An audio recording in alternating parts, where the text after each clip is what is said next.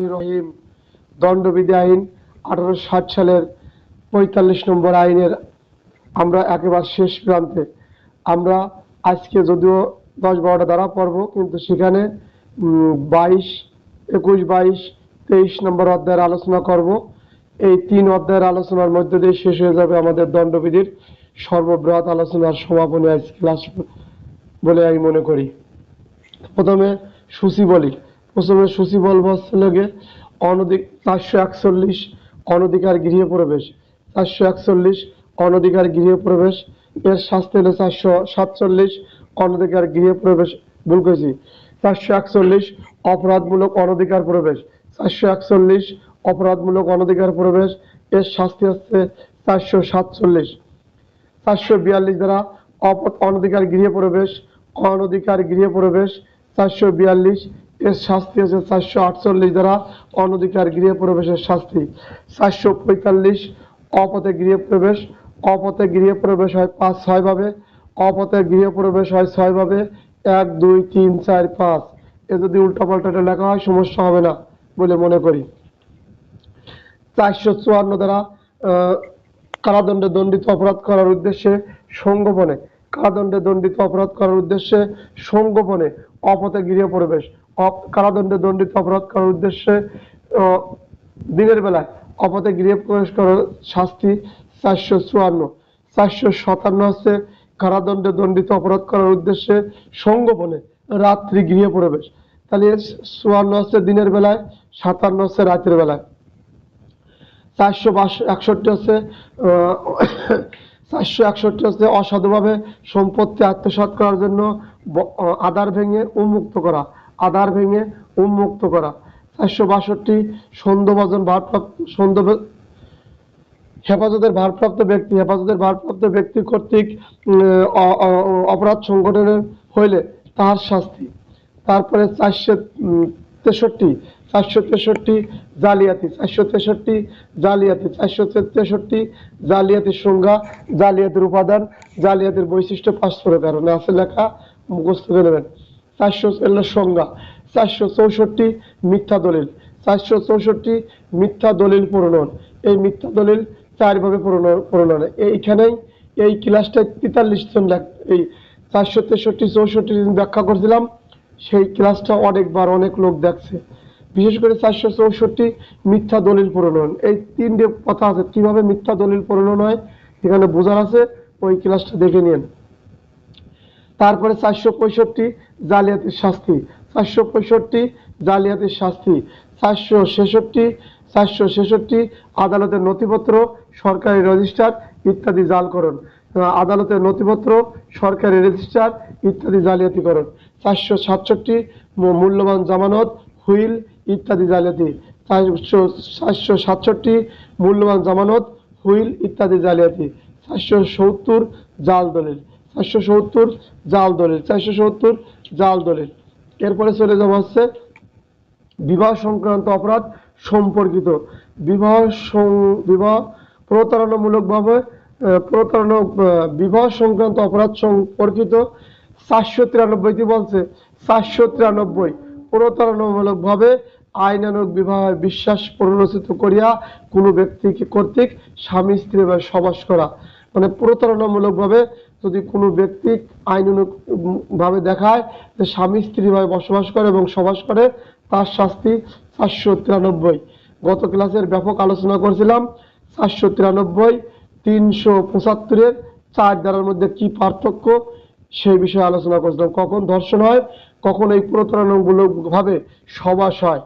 যদি বিয়ের কথা বলে মিলন করে, বিয়ের প্রলোভন দেখায়, বিয়ে করবো এরকম করে যদি প্রলোভন দেখায় মিলন করে, জনসবাস করে, তাহলে 375-এর 4 ধর্ষণ হয়। আর যদি বলে আইন অনুযায়ী বিবাহ সম্পূর্ণ হয়েছে, প্রতারণামূলকভাবে বলে এবং এমন বিশ্বাস স্থাপন করে জনসবাস করে, সংসার ধর্ম চলমান থাকে, সেই ক্ষেত্রে কারণ বিয়ে হয়েছে বলে ওই নারী জানে এবং বিশ্বাস করে, সেই ক্ষেত্রে সবাস করলে 493 দ্বারায় তার শাস্তি। এটা হলো বিয়ে করেছে আর ওইটা হলো বিয়ে করবে, এরকম প্রতিশ্রুতি দিয়েছে। এছাড়াও নারী ও শিশু নির্যাতন দমন আইন 9-এর খ যখন পড়ব তখন আবার এই 3টে ধারার ব্যাখ্যা আলোচনা করবেন ইনশাআল্লাহ। 493 স্বামী স্ত্রীর জীবন দশায় পুনরায় বিবাহ। স্বামী স্ত্রী যে জীবন দশায় পুনরায় বিবাহ, স্বামী স্ত্রী যে জীবন দশায় কেউ পুনরায় বিয়ে করে, স্বামী হোক আর স্ত্রী হোক, তার শাস্তি আছে। যদি স্বামী স্ত্রীর জীবন দশায় 7 বছর পর্যন্ত তাদের কোনো যোগাযোগ বলবৎ না থাকে, সেই ক্ষেত্রে তারা বিয়ে করলে কোনো অপরাধ হবে না। 495 যেই ব্যক্তির সহিত পূর্ববর্তী বিবাহ চুক্তি সম্পাদন হয়, তার নিকট পূর্ববর্তী বিবাহ গোপন করিয়া একই ধরনের বিবাহ অনুষ্ঠান করা। যদি কোনো ব্যক্তি পূর্ববর্তী বিবাহ গোপন করিয়া পরবর্তী কোনো বিবাহ অনুষ্ঠিত করে, তার শাস্তি। আইনের বিবাহ সম্পাদন করিয়া পরতুল্য বিবাহ অনুষ্ঠান, এগুলো আসবেন না। 497 ব্যয় বিচার। 497 ব্যয় বিচার। ব্যয় বিচার কাকে বলে? ব্যয় বিচারের উপাদান, ব্যয় বিচারের প্রমাণ, ব্যয় বিচারের মামলা কে করতে পারে, ব্যাপক আলোচনা করছিলাম গত ক্লাসে। এখন আমরা আলোচনা করব 1860 সালের দণ্ডবিধি আইনের 21 অধ্যায়ের 499 মানহানি। 499 মানহানি। এই মানহানির যদি আলোচনা করি, এক ক্লাসে 1 ঘন্টার উপরে করা যাবে, তো অত আলোচনা করার আমি মনে করি বা প্রয়োজন নাই। খালি 421 অধ্যায় দণ্ডবিধি আইন 21 অধ্যায় হচ্ছে 499 মানহানি, আর এর শাস্তি আছে, মানহানির শাস্তি হচ্ছে 500 ধারায়। মানহানির শাস্তি হচ্ছে 500 ধারায়। এখানে ধারা দুটিয়ে খেয়াল করবেন, খালি বোঝার জিনিস।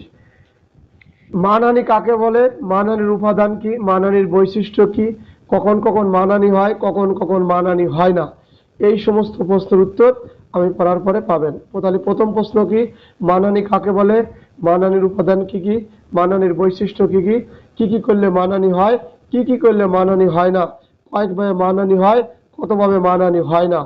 এই যে যত প্রশ্নই আসুক, এখন আমি আলোচনা করলে সমস্ত উত্তর আপনি লাস্টে পাবেন, পেয়ে যাবেন, এ আমার বিশ্বাস। মানহানি কাকে বলে? মানহানি কাকে বলে? যদি কোনো ব্যক্তি অপর কোনো ব্যক্তির কথা দ্বারা পাঠের মাধ্যমে শব্দ বলি, চিহ্ন বলি, দৃশ্যমান কল্পমূর্তি দ্বারা কোনো নিন্দাবাদ প্রণয়ন করে বা প্রকাশ করে, তাহলে অপর ব্যক্তির যে তিনি মানহানি বা তিনি ক্ষতিগ্রস্ত হলেন, তার সুনাম, উক্ত ব্যক্তির সুনাম নষ্ট হলো, সেই ব্যক্তি মানহানি হয়েছেন বলেই গণ্য হবে। তাহলে কি, এটার সহজ মানহানি। তাহলে মানহানি কিভাবে করা যায় খেয়াল করেন। মানহানি হচ্ছে যদি কোনো ব্যক্তি অপর কোনো ব্যক্তির কথা দ্বারা, এই যে আমি যে কথাগুলো বলতেছি, এই কথা দ্বারা যদি অপর কোনো ব্যক্তির সুনামের ক্ষতি হয়, তার সুনাম নষ্ট হয়, কোনো ব্যক্তির সুনাম নষ্ট হয়, এরকম আমি কথা বলছি, যে কথাটা বলছি কোনো ব্যক্তির, অপর কোনো ব্যক্তির সুনাম ক্ষতি হয়, আমি পাঠ করছি, কোনো লেখা পাঠ করে পড়ে শোনাতেছি, সেই পাঠের কথার মধ্যে অপর কোনো ব্যক্তির সুনাম হয়, সুনাম নষ্ট হয় বা ক্ষতি হয়, বা শব্দ বলি, আমি কোনো শব্দ উচ্চারণ করি বা কোনো শব্দ প্রচার করি, যে শব্দ দ্বারা কোনো ব্যক্তির সুনাম ক্ষতি হয়, কোনো চিত্র, কোনো চিত্র বা ম্যাপ বা হিজিবিজি করা, আমরা জানেন অনেকে দলিল পড়ানোর সময় বলছিলাম হিজিবিজি, এই চিহ্ন বলতে শুধুমাত্র একটা ফুটা, একটা বিভিন্ন নকশা, বিভিন্ন ছবি আঁকা, এরকম যে কোনো চিহ্নিত বা দৃশ্যমান কল্পমূর্তি হচ্ছে লাগে মূর্তি, যে এই মূর্তিগুলো হচ্ছে, যেমন আমাদের সনাতন ধর্মের লোক মূর্তি পূজা করে, ওই রকম মূর্তি তো তারা পূজা করে, ওতে কোনো অপরাধ নেই। কিন্তু এমন কোনো মূর্তি করছে কোনো ব্যক্তির ব্যঙ্গ করে, তার আকৃতি দিয়ে, যে যা করলে সেই ব্যক্তি সুনাম নষ্ট হয়, অপর ব্যক্তির সুনাম নষ্ট হয়, এইখানে অপরাধ। তাহলে এই দৃশ্যমান কল্পমূর্তি, এই মূর্তি তৈরি যদি কোনো ব্যক্তির সুনাম নষ্ট না হয়, কাশিটা শেষ হয়নি এখনো, যাক, আমাদের ক্লাস থেমে থাকবে না, চলমান। এই দেখেন কাদের ভাই, খেয়াল করেন, আমরা কিন্তু প্রচন্ড শীতের ভিতরে অনলাইন ক্লাসে যোগদান করি, এর ভিতর নির্বাচন, এর ভিতরে আসছিল রোজা, এর ভিতরে আসছে কুরবানি, এর ভিতরে আসবে পূজা। আমাদের কোনো বাধাই, কোনো কিছুতে আমাদের পিছনে ফেলার সুযোগ নাই, আমাদের কাজ চলমান। মনে রাখবেন, আমি রেজাল্ট তো এভরিডে ক্লাস করি, হয়তো আপনার সমস্যা বা অনেকের সমস্যা, ক্লাস, এতে মন খারাপ করবেন না। আমি মনে করি আপনি মনে রাখবেন, এই ক্লাসটা আপনি পরে দেখে নেবেন, তাহলে আপনি ক্লাসে পিছনে থাকবেন না এবং আপনি র্যাঙ্কের থেকে কখনোই ছিটকে যাবেন না বলে আমি মনে করি। প্রতিবন্ধকতা আসবেই, এটা মানুষের জীবনের একটা চিরাচরিত্র নিয়ম। এই যে আমি অসুস্থ হয়েছি কিন্তু পিছনে পড়ি নাই, আমি আপনার ক্লাসে আসবই, ওষুধ খাইছি, চিকিৎসা নিছি, কিন্তু তারপরেও পিছনে ফেরার সুযোগ নাই। যদি আপনি এরকম অবিচল থাকেন, আপনারা থাকেন, পদ উন্নতি আপনাকে দেবে না দেবে কারে? দিতেই হবে ইনশাল্লাহ। তাহলে মানহানি কখন ঘটে? মানহানির উপাদান কি? মানহানি কি কি দিয়ে করা যায় লিখবেন। মানহানি কি কি দিয়ে করা যায়, কি কিভাবে মানহানি হয়, কখন কখন মানহানি হয় বলবেন। কথা দ্বারা হয়, পাঠের মাধ্যমে হয়, তারপরে হয় শব্দবলীর মাধ্যমে হয়, চিহ্নের মাধ্যমে হয়, কল্পমূর্তির মাধ্যমে হয়, দৃশ্যমান কল্পমূর্তির মাধ্যমে হয়। কোন নিন্দাবাদ প্রণয়ন করে, কোন নিন্দা প্রণয়ন করেন বা প্রকাশ করে, প্রণয়ন করা বা প্রকাশ করেন। পেপার পত্রিকায় প্রকাশ করলেন, ব্যানার সাইনবোর্ড বেষ্টনী চালায় দিলেন। এইভাবে অপর কোনো ব্যক্তির যদি সুনাম ক্ষতি হয় তাহলে মানহানি করেছেন বলেই গণ্য হবে। তাহলে মানহানি কাকে বলে, মানহানির উপাদান, মানহানির বৈশিষ্ট্য এবং মানহানি কি কিভাবে হয় সেইভাবে আপনি লিখবেন। এছাড়াও আপনারা জানেন এই মানহানি 4 ভাবে হয়। 4 ভাবে করলে মানহানি হয়, আর 10 ভাবে করলে মানহানি হয় না। তাহলে 4 ভাবে এমসিকিউ কতভাবে মানহানি হয়? 4 ভাবে, 4 প্রকার ভাবে মানহানি হয়। এখানে লেখা আছে ব্যাখ্যার ভিতরে 1 2 3 4। এই 4টে কথা যদি আপনি মুখস্থ করতে যান, আইন জীবনও আর পড়া হবে না। এতখানি কথা আমাদের স্যাররা লিখতে বলে না। আপনারা এখানে 16 লাইন পড়ার পরে আমরা 4 লাইনের সংক্ষিপ্ত লাইন সারাংশ লিখবো। আমরা সবাই জানি সারাংশ পড়ে আসছিলাম ছাত্র জীবনে, ওই সারাংশ লিখবেন। অথবা ওই যে ভাব সম্প্রসারণের মূল কথাটা, ভাব সম্প্রসারণ লিখবেন যে স্বাধীনতা অর্জন হচ্ছে, স্বাধীনতা রক্ষা করা কঠিন। এইটার যেমন আমরা ভাব সম্প্রসারণ লিখি, ওইরকম ছোটটা একটা কথা লিখবেন। স্যাররা বুঝবে যে আপনি কি লিখতেছি আর স্যাররা কি চাইছিল, অতটা কি চাইছিল। তাহলে এই 4 ভাবে মানহানি হয়। কয় ভাবে মানহানি হয়? 4 ভাবে মানহানি হয়। আমি যদি এই বইটা পড়ি তাহলে অনেক সময় লাগবে। এটা অনেক গুরুত্বপূর্ণ, আবার গুরুত্বপূর্ণ না। আজকের ক্লাস শেষ করব এবং এই আইন শেষ করে দেব। ভবিষ্যৎ সামনে আমরা আরো 5টা ক্লাস, 5টা আইন পড়লি পরে আমাদের 9টা আইন কমপ্লিট হওয়ার পরে আমাদের মাথা অনেক হালকা হয়ে যাবে। এই জন্য আজকের ক্লাসটা একটু এইখানে আমি কম আলোচনা করব। তারপরে আমি আপনাদের চশমা লাগানি, চশমা না লাগালে অনেক সময় দেখতে পারেনি। তারপরে হচ্ছে মানহানি কতভাবে হয় আপনারা খেয়াল করেন। আমি ছোট অক্ষরে চশমা লাগার লাগে। মানহানি কতভাবে হয় আমি বলি, মানহানি হয় 4 ভাবে। মানহানিকার বক্তব্য বা প্রকাশনা। মানহানিকার যদি আপনি বক্তব্য দেন বা কোনো প্রকাশনা করেন তাহলে মানহানি হয়। নাম্বার 1, কোনো মানহানিকার বক্তব্য দিলেন বা কোনো প্রকাশ করলেন, তাতে মানহানি হয়। নাম্বার 2, নির্দিষ্ট ব্যক্তিকে নির্দেশ করা। নির্দিষ্ট ব্যক্তিকে নির্দেশ করে এমন কিছু বললেন যার দ্বারা তার মানহানি আছে। নির্দিষ্ট ব্যক্তিকে নির্দেশ করে কোনো কিছু প্রচার করলেন, কিছু বললেন। তারপরে কিছু প্রচার এবং প্রকাশ করা। কোনো কিছু প্রচার এবং প্রকাশ করলেন, কোনো কিছু প্রচার এবং প্রকাশ করা, প্রচার এবং প্রকাশ করা। 3 নম্বরে প্রচার এবং প্রকাশ করলেন। 4 নম্বরে ক্ষতি করার উদ্দেশ্যে বা সুনাম ক্ষুণ্ণ করার উদ্দেশ্যে এমন কোনো কাজ করলেন, ক্ষতি করার উদ্দেশ্যে বা সুনাম নষ্ট করার উদ্দেশ্যে এমন কোনো কাজ করা যা অপর ব্যক্তির সুনাম ক্ষতি নষ্ট হয়, মানহানি হয়, অপর ব্যক্তির মানহানি হয়। তাহলে এই 4 ডে লিখবেন কোন কোন ভাবে মানহানি হয়। মানহানিকার বক্তব্য প্রদান করলে বা প্রকাশ করলে, মানহানিকার বক্তব্য প্রদান বা প্রকাশ করলে, নির্দিষ্ট ব্যক্তিকে নির্দেশ করে কিছু বললে, নির্দিষ্ট ব্যক্তিকে নির্দেশ করে কোনো কিছু বললে। 2 নাম্বার, নির্দিষ্ট কোনো ব্যক্তিকে নির্দেশ করে কিছু বললে। 4 নাম্বার, প্রচার এবং প্রকাশ করা। কোনো কিছু প্রচার এবং প্রকাশ করলেন যার মানহানি ঘটলো। ক্ষতি করার উদ্দেশ্যে বা সুনাম ক্ষুণ্ণ করার উদ্দেশ্যে কোনো কিছু করলেন, ক্ষতি করার উদ্দেশ্যে বা সুনাম ক্ষুণ্ণ করার উদ্দেশ্যে কোনো কিছু করলেন, এটাই মানহানি হয়। তাহলে মানহানি কয় ভাবে হয়? মানহানি 4 ভাবে হয়। এমসিকিউ, মানহানি কত ভাবে হয়? 4 ভাবে হয়। মানহানি হয় না কত ভাবে? 10 ভাবে হয় না। মানহানি কত ভাবে করা যায় না? 10 ভাবে করা যায় না। আসলে এই 10 ভাবের হালকা হালকা আলোচনা করি, কারণ ওই হেডলাইনের ওই ব্যতিক্রমগুলো পড়বেন। এই যে কখন কখন মানহানি হয় না দেখেন, ব্যতিক্রম লেখা আছে 1 2 3 4 5 6 7 8 9 10। এই ব্যতিক্রমগুলো পড়ার পরে আপনারা হালকা করে রিডিং পড়বেন এবং এই ব্যতিক্রম যে আপনি ধারাবাহিকভাবে মুখস্থ রাখবেন তা রাখা লাগবে না। আপনি আগে পরে লিখলেও সমস্যা হবে না বা হয় না। যেমন 445 ধারায় অনধিকার গৃহে প্রবেশ, আগে পরে লিখলে সমস্যা হয় না। 499 মানহানি, কখন কখন মানহানি, কোন কোন ক্ষেত্রে মানহানি হয় এই কথাটা যখন আপনি উল্টো পাল্টা লিখবেন সমস্যা হবে না, কিন্তু 4টে ভাবে মানানি হয় এইটা মনে রাখবেন। কোন কোন ভাবে মানানি হয় না 10টা কথা আপনি সিরিয়াল ভাবে মুখস্থ করছেন, মনে নাই, আপনি উল্টো পাল্টা 10টা লেখেন, সমস্যা নাই, আপনার উত্তর সঠিক বলেই ধরে নেবে এবং পঠিত বলেই গণ্য হবে। খালি বুঝে রাখবেন, এখানে বুঝে রচনার মতো মুখস্থ করবেন না, এরপরে ওইভাবে লিখবেন। একটা সুরাই জিনিস কি, ধরেন 4টে বা 5টা বা 6টা লিখে ফেলাইছেন, এরপর মাঝের 2-3টে ঢুকে দেবেন, দেখুন গেছে 10টা। স্যাররা বুঝবেন তো 10টা তো আছে, অত পরে না, ঠিক আছে। তাহলে আসেন এখন ব্যতিক্রম 1, জনকল্যাণ প্রচারের জন্য সত্য দোষারোপ। জনকল্যাণে প্রয়োজনে সত্য দোষারোপ। জনকল্যাণে প্রয়োজনে সত্য দোষারোপ। জনকল্যাণে প্রয়োজনে সত্য দোষারোপ। এর মেলা ব্যাখ্যা আছে, আমি ব্যাখ্যাগুলো আপনাদের পড়লে ক্লাস শেষ করতে হবে না, 1 ঘন্টা লাগবে। তা আমি খালি শিরোনামগুলো পড়ে যাই, আপনারা পরবর্তী যদি কোনোদিন আবার এইখানে আসি সেদিন ব্যাখ্যামূলক আলোচনা করবেন ইনশাল্লাহ। 2 নম্বর হচ্ছে জনগণের প্রতি সরকারি কর্মচারীর আচরণ। জনগণের প্রতি সরকারি কর্মচারীর আচরণ শর্টকাটে বলে, জনগণের প্রতি সরকারি কর্মচারীর আচরণ কিরকম।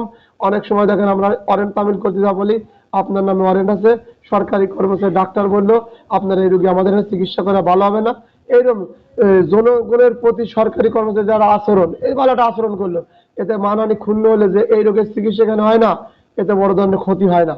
তারপরে কি 3 নাম্বার, যে কোনো জনসমস্যা সম্পর্কে কোনো ব্যক্তির আচরণ। যে কোনো জনসমস্যা সম্পর্কে কোনো ব্যক্তির আচরণ। 3 নাম্বার পড়বেন, যে কোনো জনসমস্যা সম্পর্কে কোনো ব্যক্তির আচরণ। 4 নাম্বার, আদালত সমূহের কার্যবিবরণের রিপোর্ট প্রকাশ করা। আদালত সমূহের কার্যবিবরণের রিপোর্ট প্রকাশ করা। কার কতদিন রায় আছে, কে কোন মামলায় কত সাজা আছে, এই রায় প্রকাশ করলো, এতে অপর ব্যক্তির মানহানির ক্ষতি হবে না। তারপরে কি বলছে 5, আদালতের সিদ্ধান্তকৃত মোকদ্দমার দোষ গুণ এবং সাক্ষী সমূহ অন্যান্য সংশ্লিষ্ট ব্যক্তিদের আচরণ। মানে আদালতের সিদ্ধান্ত, আদালত যে রায় দিয়েছে ওই রায়ের বিরুদ্ধে আপনি মেলা কিছু বলতে পারেন, ওর দোষ গুণ রায় সঠিক হয় নাই, এতে আদালতের মানহানি হবে না। আদালতের আপনি উচ্চ আদালতের আবেদন করতে পারেন। আপনারা সবাই জানেন আদালত যখন রায় দেয় দেখবেন তার দোষ ত্রুটি সম্পর্কে বলে, এতে আদালতের মানহানি হয় না। এটা 5 নম্বরে বলছে। 6 নম্বরে কি হচ্ছে, গণ অনুষ্ঠানের গুণাবলী। গণ অনুষ্ঠানের গুণাবলী, এক জায়গায় গণ অনুষ্ঠান হয়, সেখানে তার কিছু গুণাবলী থাকে, সেইখানে যদি কেউ মান সম্মানের ক্ষতি হয় বলে আমার মানে লাগছে, এতে কোনো সমস্যা হবে না, তিনি মানহানি মামলা করতে পারবেন না। 7 নাম্বার, অন্য কোনো ব্যক্তির উপর কৃতজ্ঞতা সম্পূর্ণ ব্যক্তি কর্তৃক সৎ বিশ্বাসে ভৎসনা করা। মানে কোনো ব্যক্তির কৃতজ্ঞতা প্রকাশ করে, তার প্রতি তার গুণগান গালেও, ভালো কিছু বললেও এক্ষেত্রে তার মানহানি হবে না, প্রশংসা করছে এখানে।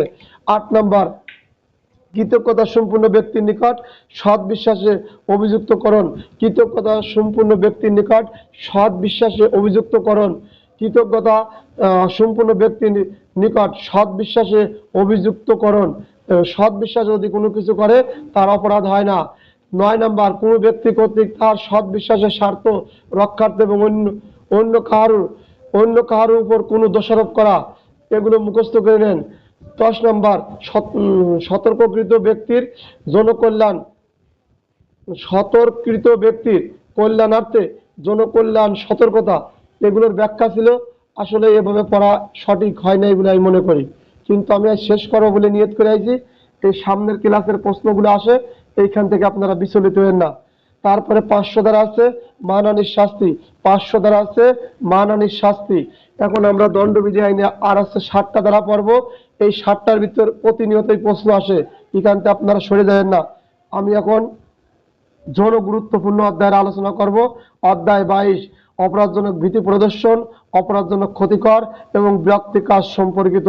অপরাধজনক ভীতি প্রদর্শন, অপরাধজনক ক্ষতিকর এবং বিরক্তিকর কাজ সম্পর্কিত। আমরা আলোচনা করছি দণ্ডবিধি আইন 1860 সালের 45 নম্বর অধ্যায়ের 21 নম্বর অধ্যায়ের আলোচনা শেষ করলাম। 22 নম্বর 21 নম্বর অধ্যায়ের আলোচনা ছিল 1 ঘন্টার উপরে করা যেত, কিন্তু সময়ের স্বল্পতার কারণে, পরীক্ষা নিকটবর্তী হওয়ার কারণে আমি ব্যাপক আলোচনা আপনাদের সামনে দিতে না পারায় আমি দুঃখিত, এবং শারীরিক এবং মানসিক অসুস্থতা থাকার কারণে আমি ওই ক্লাসটা দীর্ঘসময় করলাম না। এখন আপনাদের সামনে আলোচনা করব 503 ধারা। 503 ধারা অপরাধজনক ভীতি প্রদর্শন। অপরাধজনক ভীতি প্রদর্শন কাকে বলে, অপরাধজনক ভীতি প্রদর্শন উপাদানগুলো কি কি, অপরাধজনক ভীতি প্রদর্শন কিভাবে হয়, অপরাধজনক ভীতি প্রদর্শনের প্রমাণ কিভাবে করবেন, এবং অপরাধজনক ভীতি প্রদর্শন এই দণ্ডবিধি আইনে আমি অনেক মামলা দেখেছি। আমার এই চাকরির এই পদোন্নতির পরে এই দণ্ডবিধি আইনের 506 ধারায় ব্যাপক মামলা আছে। 506 ধারায় ব্যাপক মামলা, অনেক মামলার ক্ষেত্রে 506 ধারা ব্যবহার করে। আপনারা জানছেন, খুশি হবেন। এবং আমি এটা দেখছি, এখানে আঘাত, বেআইনি সমাবেশ, সরকারি কর্মচারীর বাধা এবং অপরাধজনক ভীতি প্রদর্শন, এই কথাগুলো আমরা কিন্তু পূর্বে পড়ে আসছিলাম। এখন আপনাদের সঙ্গে যখন আলোচনা করব আপনারা আমার রাখবেন, এরপর আমি ভিতরে চলে যাব, বাইরে চলে আসবো 20 মিনিট আগে। অপরাধজনক ভীতি প্রদর্শন কাকে বলে? যদি অন্য কোনো ব্যক্তি থেকে আতঙ্কিত করে, তার দেহ, তার সুনাম, সম্পত্তি ক্ষতিসাধন করে বা আইনানুগ কোনো ক্ষতি করবে ভাবভঙ্গি দেখায়, সেই ব্যক্তি অপরাধমূলক ভীতি প্রদর্শন করেছে বলেই গণ্য হবে। খালি আতঙ্কিত করে, এক ব্যক্তি অপর ব্যক্তিকে কি করছে? আতঙ্কিত করছে, তার দেহের প্রতি, তার দেহের ক্ষতি করবে। কি করবে? তাহার দেহের ক্ষতি করবে, তার সুনামের ক্ষতি করবে, সম্পত্তির ক্ষতি সাধন করবে, এখন আসেন, এই যে সম্পত্তির ক্ষতি সাধন কিন্তু আমরা 425 নম্বর দ্বারা অনিষ্ট পড়ছিলাম। এই ক্ষতি সাধন কিন্তু এখানে হয় না, এখানে হুমকি ধুমকি দেখানো হয়। আর যখন অনিষ্ট ক্ষতি যখন করেই ফেলায়, তখন 425 দ্বারায় অনিষ্ট সংগঠন হয়ে যায়। তাই আইন পড়ার সময় বুঝবেন অনিষ্ট কি জিনিস আর এই অপরাধমূলক ভীতি প্রদর্শন কি জিনিস। দুটির ভিতরে আকাশ পাতাল ডিফারেন্স। জালিয়াতি আর প্রতারণার ভিতরে যেমন অনেক পার্থক্য। এবং এই অপরাধজনক ভীতি প্রদর্শন আতঙ্কিত করা মানে একটা লোক আতঙ্কিত হতেই পারে, অপর লোক তার ভয় দেখায়, তার দেহের প্রতি আতঙ্ক দেখাতে পারে, তার সম্মান, প্রত্যেক মানুষ মান এবং শান নিয়ে আমরা কিছুক্ষণ আগে মানহানি পড়ছি, তার প্রত্যেকের সেই মানহানির যদি সুনাম ক্ষতি করে, এই সুনাম যদি তার নষ্ট করে, সুনামের উপর যদি কি করে ভীতি প্রদর্শন করে, তারপরে সম্পত্তি ক্ষতি সাধন করিবার পারে বা করবে এরকম হুমকি দেখায়, ভীতি প্রদর্শন করে। আর যদি সম্পত্তির ক্ষতি করে ফেলায়, প্রশ্ন আসলো সম্পত্তির ক্ষতি করে ফেলাইছে, তখন আপনি অনিশ্চিত দেবেন, তিনি অনিষ্ট করে ফেলছে। আর যদি করে সম্পত্তি ক্ষতি করার ভীতি প্রদর্শন করছে, তার সুনাম ক্ষতি করার ভীতি প্রদর্শন করছে, তারপরে তার দেহের ক্ষতি করার জন্য ভীতি প্রদর্শন করছে, সেই ক্ষেত্রে আপনারা অপরাধজনক ভীতি প্রদর্শনে আসবেন। এবং এখানে আত্মরক্ষা অধিকারও যাবেন না। আত্মরক্ষা অধিকার কিরকম জানেন? আত্মরক্ষার অধিকার কিন্তু এমন ভাব গম্ভীর্য, এমন কিন্তু অ্যাকশনে চলে যায় সেই ব্যক্তি, মুখোমুখি তার অবস্থান হয়, সে না জানে সে মেরে পারে, সম্পত্তি নষ্ট করে, সেই সময় অধিকার প্রভাব করি। কিন্তু এখানে কি বলছে? ভীতি প্রদর্শন করছে আপনার দেহের প্রতি, সুনামের প্রতি, সম্পত্তির প্রতি। এইটা হচ্ছে কি করছে? প্রকাশ্য করতে পারে, ফোনেও করতে পারে, কোন লোকের মারফতে করতে পারে, বিভিন্ন মাধ্যম দিয়ে আপনার অপরাধজনক ভীতি প্রদর্শন করতে পারে। এগুলোই বোঝার, এর জন্যই আমরা আইন পড়ি, অনলাইন ক্লাস শুনি। আপনারা শুনবেন, অবশ্যই লাভবান হবেন বলে আমি মনে করি। তাহলে অপরাধজনক ভীতি প্রদর্শন, অপরাধজনক যখন দেহের প্রতি আসলো, এমন ভাবে অপরাধ দেহের প্রতি ভীতি প্রদর্শন করলো, এইরকম সেগুলো আপনি চলে গেলেন আত্মরক্ষার অধিকারে, ও ভাই তখন আর হবে না। আপনি চলে গেলেন সম্পত্তির উপর ভীতি প্রদর্শন করলে, নষ্ট করে ধ্বংস করে ফেলাবে, আপনি চলে গেলেন অনিষ্টর কাছে, হবে না। তারপরে কি হচ্ছে? সুনাম, আপনার সুনাম এমন ভাবে ভীতি করবে যে ভয় ভীতি দেখাচ্ছে, আপনি চলে গেলেন 5499, হয় নাই। তাহলে দণ্ডবিধি আইন খুবই সহজ, সাক্ষ্য আইন সহজ, ফৌজদারিতে অনেক লেখা লাগে, আমাদের পিআরবি গুলো সহজ আছে। কিন্তু আপনি যদি বোঝার পরে এগুলো পড়েন, আপনার জন্য সহজ থেকে সহজ হবে। আর আপনাকে আমি সহজ করার জন্যই, সহজ থেকে সহজতরে পৌঁছে বোঝানোর জন্যই আমাদের এই ক্লাসের আয়োজন। আপনারা আমার সাথে সময় দেন, আমি আপনাদের সাথে সময় দিয়ে ক্লাসে আলোচনা করি। এবং যারা ক্লাসের ইউটিউবের ক্লাসগুলো দেখেন, তাদের প্রতি অনেক ধন্যবাদ যে এরা দীর্ঘ সময়ে ক্লাস হলেও এই রেকর্ডিং গুলো দেখে। আল্লাহ যেন তাদের কষ্টের এবং মনের আশা পূরণ করে, এই দোয়াটাই করি। তাহলে ওই উপাদানগুলো কি কি? অপরাধজনক ভীতি প্রদর্শনের উপাদান করা, আতঙ্কিত করা, আতঙ্কিত করা, তারপর কি হচ্ছে? দেহের প্রতি আতঙ্কিত করা, ভীতি প্রদর্শন করা, সুনামের প্রতি ভীতি প্রদর্শন করা, সম্পত্তি ক্ষতি করবে তার উপর ভীতি প্রদর্শন করা, তার উপর ভীতি প্রদর্শন করে। এবং আরেকটা কথা কি বলছে খেয়াল করেন, এই কথাটা আমার জয় নাই তাহলে বলতে পারতো, আমি রিডিং পড়ে আপনারা খেয়াল করেন। যদি কোনো ব্যক্তি অপর কোনো ব্যক্তিকে কি করছে খেয়াল করেন, যদি কোনো ব্যক্তি অপর কোনো ব্যক্তিকে সে সে আইনত যে কাজ করিতে বাধ্য, সে আইনত, আমি কি বলছি, আমি আমার এই ক্লাসে আছে কাদের উস্তাদ, আমি রিজলভ করিম কাদের উস্তাদকে আইনত কাদের উস্তাদ যে করতে বাধ্য নয় সেই কাজ করতে আমি বাধ্য করছি, সেই কাজ করতে বাধ্য করা এবং সেই কাজ যে কাজ করতে সে বাধ্য নয় সেই কাজ করা থেকে, আবার বলি বাংলা করে কই, মানে আমি যে কাজ করতে কাদের উস্তাদ বাধ্য না সেই কাজ করতে বাধ্য করেছি এবং যে কাজ করতে কাদের উস্তাদ বাধ্য ছিল সেই কাজ থেকে বিরত রয়েছি। এরকম একটা কথা কোন আইনি পড়ছিলেন বলেন? এরকম যদি ভীতি প্রদর্শন করে করাই কাদের উস্তাদের দিয়ে, তাহলে অপরাধজনক ভীতি প্রদর্শন হয়। আমি আরো সুন্দর করে বলি, ক্লাস নেবো, দরকার 1.5 ঘন্টা নেবো, সমস্যা নাই, কারণ আমার মনে কষ্ট লাগছে, এই 1.5 সপ্তাহ হলো ক্লাস করি নাই, মাত্র 3 দিন। কি কাদের উস্তাদ বলতে পারবেন বা যে কেউ বলতে পারবেন আমি যে কথাটা বলছি, যে কাজ করতে আপনি বাধ্য না সেই কাজ করতে আমি বাধ্য করেছি এবং যে কাজ করতে আপনি বাধ্য ছিলেন সেই কাজ থেকে বিরত রাখার ভীতি প্রদর্শন করছি। এইরকম কথা আমরা এই দণ্ডবিধি আইনের জন গুরুত্বপূর্ণ একটা আইনি করছিলাম।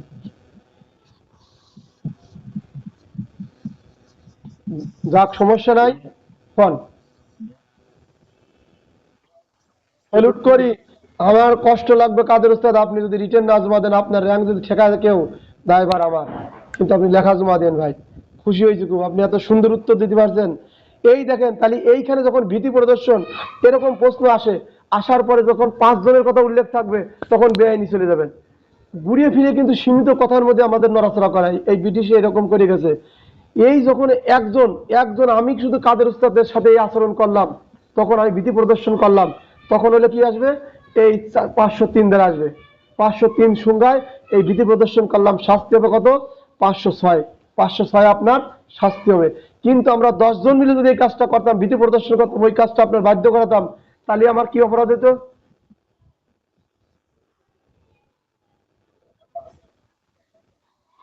ঠিক আছে, খুব বুঝতে পারছেন। এই যে কষ্ট করি আর অসুস্থ হয়েছি, এতটুকু সার্থকতা আমি তো আপনাদেরকে বোঝাতে পারছি, তাহলে বুঝতে পারছেন। এখানে দেখেন, আমি আপনাদের অনিষ্ট সম্পর্কে বললাম, আত্মরক্ষা সম্পর্কে বললাম এবং বেআইনি সম্পর্কে আপনি তথ্য দিলেন। বেআইনি সমাবেশের কথা আছে আছে কি নাই? ঘুরিয়ে ফিরে সীমিত কয়টা কথা নিয়েই এই নাড়াচাড়া। আপনি যদি বুঝতে পারেন, ফার ফার ডিফারেন্স করে পড়তে পারেন, তাহলে আপনার এই ঠেকানোর সুযোগ আর নাই। আপনি কাদের উস্তাদ এমসিকিউতে ফার্স্ট, আপনি রিটেন একটু জমা দিয়েন। আপনার রিটেনে যদি আমি বলে দেবো, ক্লাসেই বলবো এই কাদের উস্তাদ এবার র্যাঙ্কের মানে, যদি আপনি আমার কাছে জমা দেন খালি, আমি একদিন এই ক্লাসে বলতে পারবো আমার কাদের উস্তাদ ফার্স্ট, ইনশাল্লাহ। তাহলে অপরাধের ভীতি প্রদর্শন বুঝতে পারছেন, যে কাজ করতে আপনি বাধ্য না সেই কাজ করতে আমি রিজাল্ট করে বাধ্য করছি, যে কাজ করতে আপনি বাধ্য সেই কাজ থেকে আপনাকে বিরত রাখা হয়েছে।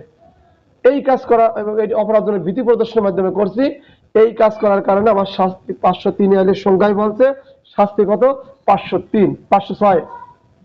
আর এইখানে যদি আমরা 10-12 জন লোক থেকে কাদের উস্তাদের সাথে এহেন আচরণটাই করতাম, সেম আচরণটাই করতাম, তাহলে কি হতো? এটা বেআইনি সমাবেশ, বেআইনি সমাবেশ গণ্য হতো। এখন আমাদের হাতে যেরকম অস্ত্র গুলি থাকতো সেই রকম শাস্তি হইতো, তাহলে 141 শাস্তি 143, সহজ উত্তর, তাই না? ধন্যবাদ কাদের উস্তাদ, আপনি এই মূল্যবান তথ্য, আমি খুশি হয়েছি। আর আমাদের যে নিয়মিত যারা ক্লাস করে ব্যাটালিয়নের পোলাপান, ওরা বেশিরভাগই বিভিন্ন গরুরহাট ফোন করে করে বলছে, গরুরহাটে তাদের ব্যাটালিয়নের চাকরি পাগলে মন খারাপ করার কি আছে, তোরা পরে ক্লাস দেখে নিস। তারপরে 506 পর্ব কলাম সাজেশন। 506 অপরাধজনক ভীতি প্রদর্শনের শাস্তি। 506 অপরাধজনক ভীতি প্রদর্শনের শাস্তি। এই যে কাদের উস্তাদের যে অপরাধজনক ভীতি প্রদর্শন করলাম বা আমি করলাম, আমার ধরে নিয়ে গেল পুলিশ, কিভাবে তা প্রমাণ করবেন? প্রথমে লিখবেন, ওই পুলিশের অফিসার সাব ইন্সপেক্টর বোঝাবে ওসিরে বা স্যারদের বোঝাবে, স্যার এই অপরাধ সংগঠন হয়েছিল, এই অপরাধ সংগঠন হয়েছিল, এই রিজাল্ট আতঙ্কিত করেছিল, এই রিজাল্ট কাদের উস্তাদকে আতঙ্কিত করেছিল, তার দেহের প্রতি অপরাধজনক ভীতি প্রদর্শন করেছিল, তার সুনামের প্রতি অপরাধজনক ভীতি প্রদর্শন করেছিল, তার সম্পত্তি ক্ষতি করবে এরকম অপরাধজনক ভীতি প্রদর্শন করেছিল। এই এই কাজগুলো এই রিজলভ করিম শাহ স্বেচ্ছায় করেছিল, এই যে প্রমাণ হয়ে গেল। তাহলে সহজ না? এক কথায় যদি ঘুরে ফিরে হাজারটা আপনি উত্তর প্রশ্ন করতে পারেন, উত্তর হয়ে যাবে। এরপরে আসেন এই 507 দ্বারায় 507 কি বলছে? বেনামি চিঠিপত্রের সাহায্যে অপরাধমূলক ভীতি প্রদর্শন। বেনামি চিঠি দেয় না, ওই যে আমাদের পুলিশের ভিতরে দেখেন বেশি হয়, ওই যেমন অনেকে মেজরের দায়িত্বে, বক্সির দায়িত্বে, আর স্যারের দায়িত্বে থাকে, বেনামে লিখিত দেয়, স্যার এই করে ওই করে, ম্যাচ ম্যানেজার এরকম ওই নাম ঠিকানা ভুল লেখে বা বেনামি চিঠি লেখে। এই যদি এইরকম কেউ বেনামি চিঠি লেখে, তার শাস্তি হলো 507 দ্বারা। 507 দ্বারা বেনামি চিঠি লেখা। বেনামি এছাড়া যদি আমার কাছে কেউ চিঠি লিখে হুমকি দুমকি দেয়, আমাকে ভয় দেখায় মারিয়ে ফেলাবে, তাহলে এই 507 দ্বারায় তার অপরাধ করছে। 507 বেনামি চিঠিপত্রের সাহায্যে অপরাধমূলক ভীতি প্রদর্শন, আমাকে মেরে ফেলবে, সম্পত্তি নষ্ট করবে, আমার সুনামের ক্ষতি করবে, তুই যদি ওইখানে টাকা জমা দিয়ে না আসিস তাহলে তোর খবর আসে, এই যে অপরাধজনক ভীতি প্রদর্শন চিঠির মাধ্যমে 507। চিঠি লেখছে কয়জন? একজন। চিঠি 10 জন লেখলো, ওখানে এই বিষয়ে জানা নাই, ব্যাখ্যা করলাম না। 508 দ্বারা 508 দ্বারা আসতে লাগে জিনের বাচ্চা, নাম শুনছে না? জিনের বাচ্চা, দৈব আক্রোশ। দৈব আক্রোশ এটা বললাম জিনের বাচ্চা। আর 300 মোবাইল কি দিন কয়, ওই মোবাইল কি দিন কয় যে এই 328 দ্বারায় মলম পাটি, মলম পাটি, মলম পাটি 328 হচ্ছে মলম পাটি, পশুদের মধ্যে যে আঘাত আঘাত দেয়। আর 508 হচ্ছে লেগে, 508 হচ্ছে লেগে জিনের বাচ্চা, দৈব আক্রোশ, মানে আপনার সন্তান মারা যাবে যদি এইখানে যদি এই বট গাছের নিচে চাল না দেন, আপনি যদি 10,000 টাকার ওই ধর্মীয় প্রতিষ্ঠানে দান না করেন, আপনার ঘর পুড়ে যাবে, ওই আকাশে যে মেঘ লাগছে আজকে তোর ছেলে তোর ঘর বাড়ি ভাঙিয়ে নিয়ে যাবে, তুমি এইভাবে দান করো, টাকা দাও, পয়সা দাও, এইভাবে যে ভয় ভীতি দেখায়, অপরাধমূলক ভীতি প্রদর্শন করে, দৈব সৃষ্টিকর্তা প্রদত্ত প্রাকৃতিকভাবে যদি কোনো কিছু ঘটায়, এরকম দৈব আক্রোশ করায়, তাহলে তিনি অপরাধজনক ভীতি প্রদর্শন দ্বারা যদি কোনো কিছু ইনকাম করেন বা কার্যক্রম ভয় দেখায়, তাহলে 508 দ্বারা তার শাস্তি। এখন আসেন 509, গুরুত্বপূর্ণ কথা, ইফটিজিং। 509 হলো ইফটিজিং, কোনো নারীর শ্লীলতায়, অপমর্যাদায়, অভিপ্রায় কোনো বক্তব্য, অঙ্গভঙ্গি বা কোনো কার্য করা। তাহলে ইফটিজিং এই নারী সংক্রান্ত বিষয় আমরা এই দণ্ডবিধি আইনে কোথায় পড়লাম? এই নারী সংক্রান্ত বিষয় দণ্ডবিধি আইনে আলাদা আলাদা করে ধারা আছে। এর মধ্যে আছে যদি কোনো ব্যক্তি 354 না কাদের হচ্ছে, কোন নারীর প্রতি আক্রমণ বা অপরাধজনক ভীতি প্রদর্শন করে, খেতা খুলে দিয়ে ভালো লাগে না, সহিহ দেখতে পাইনি। 454 দ্বারায় 454 দ্বারায় ভুল করেছি, 354 দ্বারা 354 দ্বারায় কোন নারীর প্রতি যদি অপরাধমূলক ভীতি প্রদর্শন বা আক্রমণ করে বা অপরাধমূলক বল প্রয়োগ এবং আক্রমণ করে, তার শ্লীলতাহানি নষ্ট করার অভিপ্রায় করে, তাহলে তার শাস্তি 354 ছুটি যাচ্ছে 354 দ্বারা। আর 509 বলছে কি, আর আর হচ্ছে 575 10-2। আর 509 বলছে কোন নারীর প্রতি যদি কি করে, কোনো অঙ্গভঙ্গি করে, কোনো এখানে কয়েকটা কথা আছে আমি বারবার বলি, আপনারা শুনলে এমসিকিউ পারি যাবেন। এইটা কি বলছে? কোনো মন্তব্য করা, মানে মুখ দিয়ে আপনি কিছু মন্তব্য করছেন, অঙ্গভঙ্গি করছেন, মন্তব্য করছেন, অঙ্গভঙ্গি করছেন, কোনো শব্দ করছেন, কোনো শব্দ কোনো বস্তু প্রদর্শন করা, নারী নারী নারী অনুরূপ মন্তব্য বা শব্দ শুনিতে পায়। নারী নারী নারী নারী যে আপনি যে মানে আপনি যে মন্তব্য করছি, এই এই শব্দ যদি নারী শুনতে পায়, এই শব্দ যদি নারী শুনতে পায়, অঙ্গভঙ্গি, বস্তু দেখানো, তাহলে কয়টা আছে? আমাদের মুখের কথা, অঙ্গভঙ্গি, বস্তু দেখানো, হ্যাঁ। তারপরে আসছে গিয়ে একটা কবির কথা খেয়াল করেন, নারীর নির্জন বাস বোঝেন? একটা নারী একটা গৃহের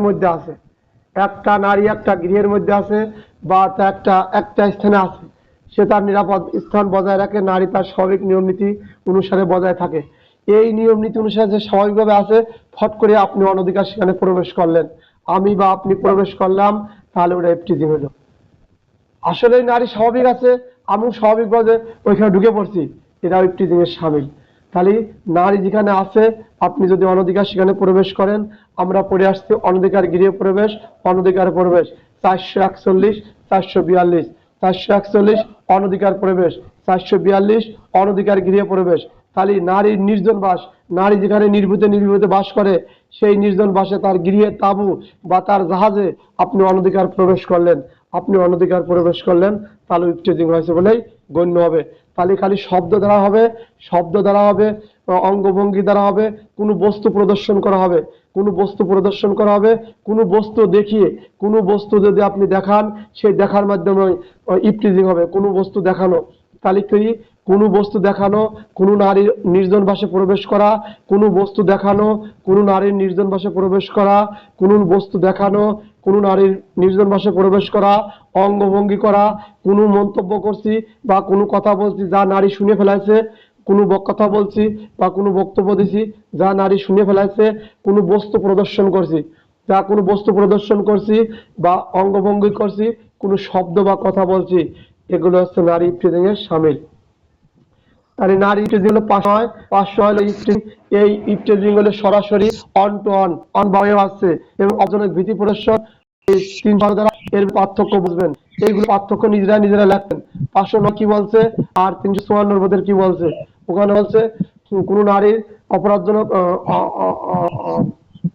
বল প্রয়োগ বা আক্রমণ করে। আর এখানে কি বলছে? কথা শব্দ বস্তু প্রদর্শন করছে, অঙ্গভঙ্গি করছে, নারী নির্জন প্রবেশ করছে বলে এই তার অপরাধ। 509 ইফটিজিং। 510 প্রকাশ্য মাতাল ব্যক্তির অশুভ আচরণ। প্রকাশ্য মাতাল, এগুলো দামি দামি, এগুলোতে প্রশ্ন আছে।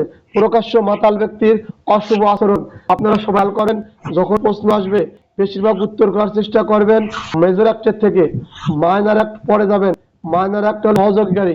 আর যদি মাইনর অ্যাক্ট উল্লেখ করে আসে মাদক দ্রব্য নিয়ন্ত্রণ আইন 2018 সালের মাতাল ব্যক্তির অশুভ আচরণ শাস্তির বিধানকে আলোচনা করো, তখন আপনি মাদক দ্রব্য নিয়ন্ত্রণতে লেখেন, সমস্যা নাই। আর যদি লেখে করিম নামক ব্যক্তি মাতাল অবস্থায় রাস্তায় ঘোরাফেরা করছে, আইনের আলোতে ব্যাখ্যা করেন, তখন দণ্ডবিধিতে লিখবেন, সাথে মাদক দ্রব্য আইন দেবেন।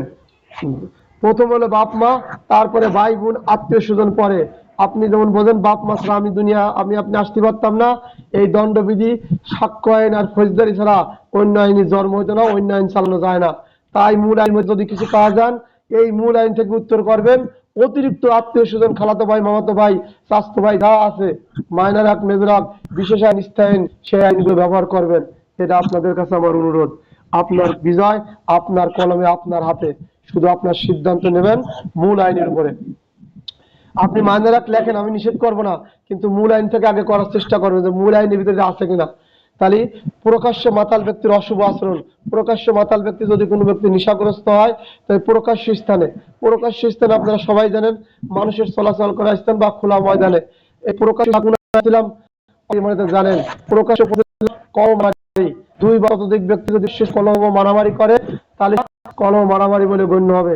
মনে করেন প্রকাশ্য স্থানে কিভাবে পড়বেন, পড়া কঠিন, প্রতিদিন আমার ভালো জানবেন প্রকাশ্য স্থানে আমি কোথায় আমার মনে আছে, তা কেমন পড়ছিলাম এটা আপনারা আরো জানেন। আপনারা পারবেন, আপনাদের জন্য অনুরোধ। যে স্থানে প্রকাশ করা, যে স্থানে প্রবেশ করা তাহার পক্ষে অনধিকার প্রবেশের শামিল। যে স্থানে প্রবেশ করা তার ওই যে মাতাল ব্যক্তির অনধিকার প্রবেশ, উক্ত স্থানে যদি প্রবেশ করে তাহলে তাকে, এবং কোনো ব্যক্তিকে বিরক্ত করে, কোনো ব্যক্তিকে যদি বিরক্ত করে, কোনো ব্যক্তিকে বিরক্ত করে, তাহলে এই মাতাল ব্যক্তি কোথায় কোথায় আপনি পাবেন খেয়াল করেন। মাতাল ব্যক্তি পাবেন প্রকাশ্য স্থানে, মাতাল ব্যক্তি পাবেন প্রকাশ্য স্থানে, এবং মাতাল হওয়ার পরে এমন এক গৃহে বা এমন এক স্থানে প্রবেশ করছেন যে স্থানে প্রবেশ করা ছিল তার অনধিকার প্রবেশ। অনধিকার প্রবেশ আপনারা কিন্তু পড়ছেন, কিছু আগে অনধিকার প্রবেশ করে আসছে, অনধিকার প্রবেশ, অনধিকার গৃহে প্রবেশ, এই দুটো কথা ভালো করে বুঝবেন।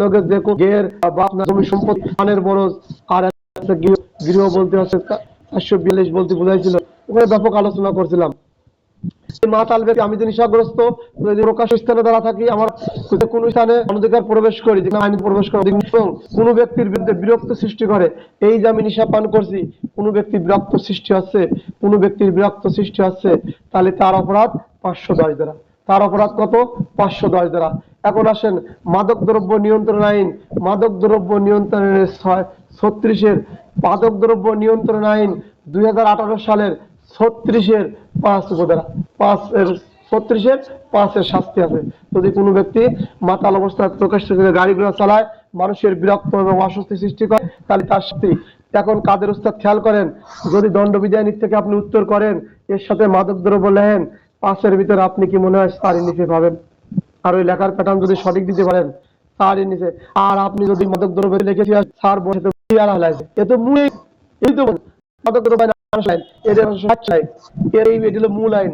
আমরা দণ্ডবিধি আইন পড়লাম, মূল আইন। আর একটা ধারা আছে, শেষ করে দিলে আমার কাছে খুশি খুশি লাগবে। এবার অধ্যায় 23 অপরাধমূলক অপরাধসমূহ অনুষ্ঠানের উদ্যোগ সম্পর্কিত।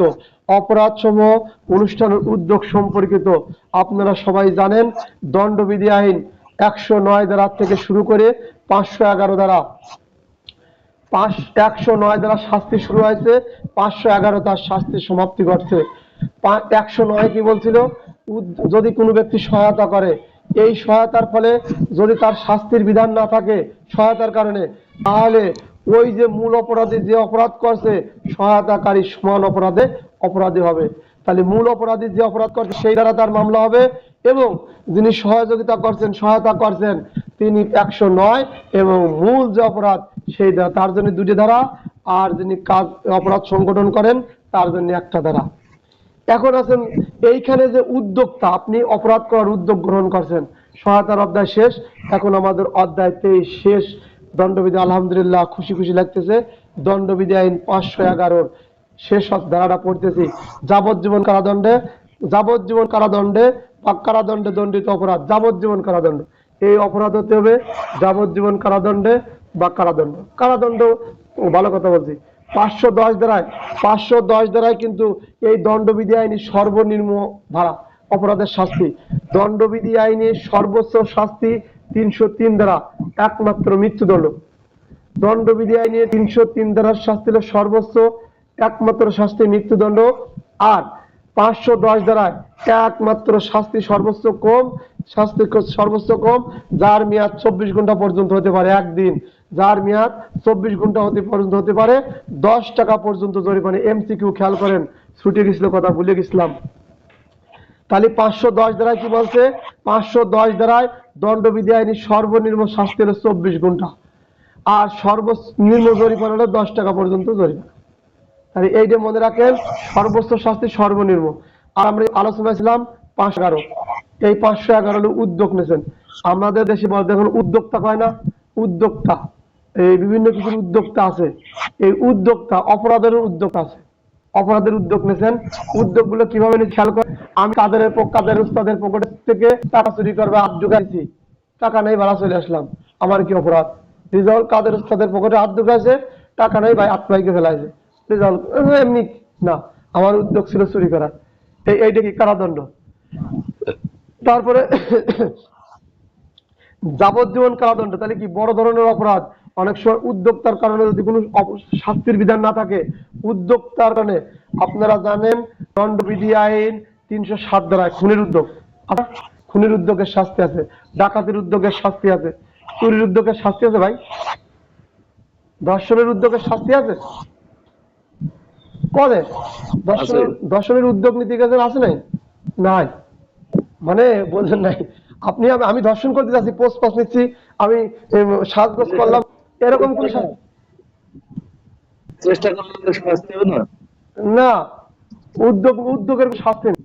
উদ্যোগের শাস্তি আছে যে খুনের উদ্যোগ নিয়েছেন, ডাকাতি করার উদ্যোগ নিয়েছেন, এই উদ্যোগের শাস্তি আছে। কিন্তু ওই ধর্ষণ করার যে উদ্যোগ নিয়েছেন, হ্যাঁ, আপনি আপনার বাড়ির কাছে আমি ঘুরে আসলাম, বা আপনি আমার বাড়ির কাছে, আমার একটা মেয়ে আছে, আমার স্ত্রীর কাছে আপনি ধর্ষণ করতে আসলেন, সুযোগ করে চলে গেছেন। এই যে এই এখন কি আপনার কি হবে, কোনো অপরাধ আছে? অপরাধ নেই, উদ্যোগ নিয়েছিলেন। কিন্তু খুন করার উদ্যোগ নিলে তার শাস্তি আছে, ডাকাতি করার উদ্যোগ নিলে শাস্তি আছে, সমবেত শাস্তি আছে। এই জন্য নয় বললাম, কি এখন আপনি বলছেন 109 হচ্ছে আইনি সহায়তার অপরাধের লেখে নেই। তখন নয় বলছে যদি কোনো জায়গায় সহায়তা লেখা থাকে কিন্তু 2জন অপরাধ করে ফেলছে, তখন ওই সহায়তাকারীর যে অপরাধ, মূল অপরাধকারী অপরাধ, সহায়তাকারী সেম অপরাধে অপরাধ। এই 511 বলছে উদ্যোক্তা। এই উদ্যোক্তা খেয়াল করবেন, আপনি চুরি করতে গেছেন, পকেটে হাত দেখাচ্ছেন, টাকা পানে একজনের ঘরে